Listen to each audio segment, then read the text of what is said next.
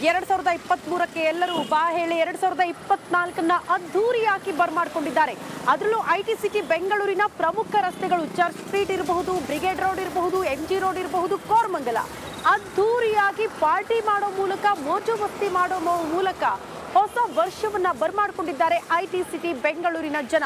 ಹಿಂದೂಗಳಿಗೆಲ್ಲ ನಮಗೆ ಯುಗಾದಿ ಹಬ್ಬ ಹೊಸ ವರ್ಷ ಅಂತ ಪರಿಗಣಿಸ್ತೀವಿ, ಬಟ್ ಕ್ಯಾಲೆಂಡರ್ ಬದಲಾವಣೆ ಆಗ್ತಾ ಇರೋದ್ರಿಂದ ಹೊಸ ವರ್ಷವನ್ನ ಅದ್ಧೂರಿಯಾಗಿ ಬರ್ಮಾಡ್ಕೊಂಡಿದ್ದಾರೆ ಐಟಿ ಸಿಟಿ ಬೆಂಗಳೂರಿನ ಜನ.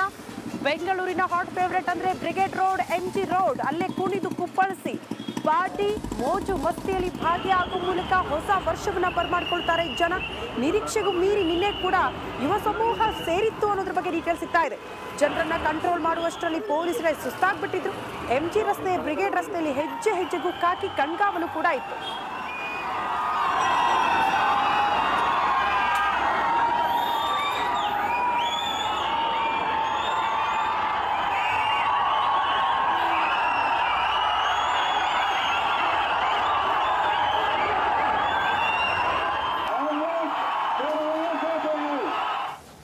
ಇನ್ನು ಶ್ರುತಿ, ನೆನೆ ಫುಲ್ ಪಾರ್ಟಿ ಮೂಡ್ನಲ್ಲಿದ್ದು ಬೆಂಗಳೂರಿನ ಜನ. ಅದರಲ್ಲೂ ಯುವಕ ಯುವತಿಯರು ನೆನೆ MG road, brigade road, Koramangala ಇದೆಲ್ಲ ಕಡೆಯೂ ಕೂಡ ಪಬ್ನಲ್ಲಿ ಕುಡಿದು ಕುಪ್ಪಳಿಸಿ ಎಂಜಾಯ್ ಮಾಡಿದ್ರು. ಜೊತೆಗೆ ಕುಡಿದು ಟೈಟ್ ಆಗಿ ಅಲ್ಲಲ್ಲಿ ಯುವಕ ಯುವತಿಯರು ಹುಚ್ಚಾಟವನ್ನು ಮೆರೆದ್ರು. ಕೆಲವೊಂದಿಷ್ಟು ಜನ ಅಸ್ವಸ್ಥಗೊಂಡವರನ್ನ ಆಸ್ಪತ್ರೆಗೂ ಕೂಡ ಶಿಫ್ಟ್ ಮಾಡಲಾಯಿತು.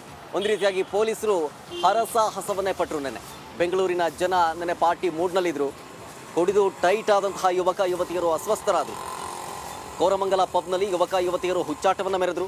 ಕುಡಿದ ನಶೆಯಲ್ಲಿದ್ದವರನ್ನ ಪೊಲೀಸರು ರಕ್ಷಣೆ ಮಾಡೋದಕ್ಕೆ ಹರಸಾಹಸವನ್ನು ಪಡಬೇಕಾಯಿತು.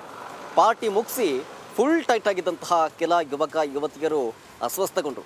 50ಕ್ಕೂ ಹೆಚ್ಚು ಜನರನ್ನ ಈ ಸಂದರ್ಭದಲ್ಲಿ ಪೊಲೀಸರು ಆಸ್ಪತ್ರೆಗೆ ಶಿಫ್ಟ್ ಮಾಡಿದ್ದಾರೆ.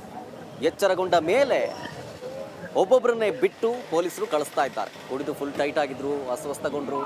ತದನಂತರ ಅವರನ್ನ ಆಸ್ಪತ್ರೆಗೆ ಶಿಫ್ಟ್ ಮಾಡಲಾಯಿತು. ಆಮೇಲೆ ಕುಡಿದ ಅಮಲು, ಏನು ಕಿಕ್ ಅಂತ ಹೇಳ್ತೀವಲ್ಲ, ಆ ಕಿಕ್ ಇಳಿದ ಮೇಲೆ ಅವರಿಗೆ ಎಚ್ಚರ ಆದ ಮೇಲೆ ಪೊಲೀಸರು ಒಬ್ಬೊಬ್ಬರನ್ನೇ ಬಿಟ್ಟು ಕಳಿಸಿದ್ರು.